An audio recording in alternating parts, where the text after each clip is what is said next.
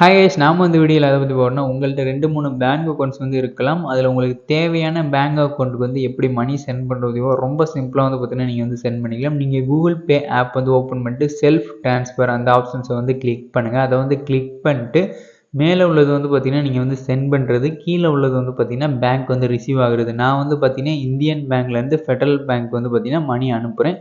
Indian பேங்க்லேருந்து Federal bank வந்து பார்த்தீங்கன்னா மணி வந்து ரிசீவ் ஆகுது. இந்தியன் பேங்க்லேருந்து சென்ட் பண்ணுறேன், ஃபெடரல் பேங்க் வந்து பார்த்தீங்கன்னா மணி வந்து ரிசீவ் ஆகுது. அதை வந்து நம்ம வந்து செலக்ட் பண்ணிக்கலாம். இந்தியன் பேங்க் மேலே வந்து செலக்ட் பண்ணிட்டு கீழே வந்து ஃபெடரல் பேங்க் வந்து நான் வந்து செலக்ட் பண்ணிக்கிறேன். செலக்ட் பண்ணிட்டு நெக்ஸ்ட் ஆப்ஷன்ஸ் நான் வந்து கிளிக் பண்ணுறேன்.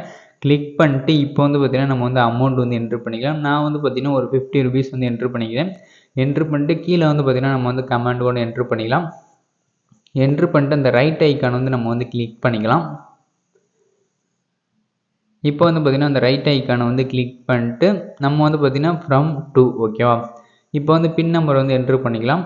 என்ட்ரு பண்ணால் போதும், நம்மளுக்கு வந்து பார்த்தீங்கன்னா மணி வந்து சென்ட் ஆயிரும், மணி வந்து ரிசீவ் ஆயிரும். இப்போ வந்து பார்த்தீங்கன்னா நம்ம வந்து ஃப்ரம் டு இந்தியன் பேங்க்லேருந்து ஃபெடரல் பேங்க் வந்து ரிசீவ் ஆயிடுச்சு பை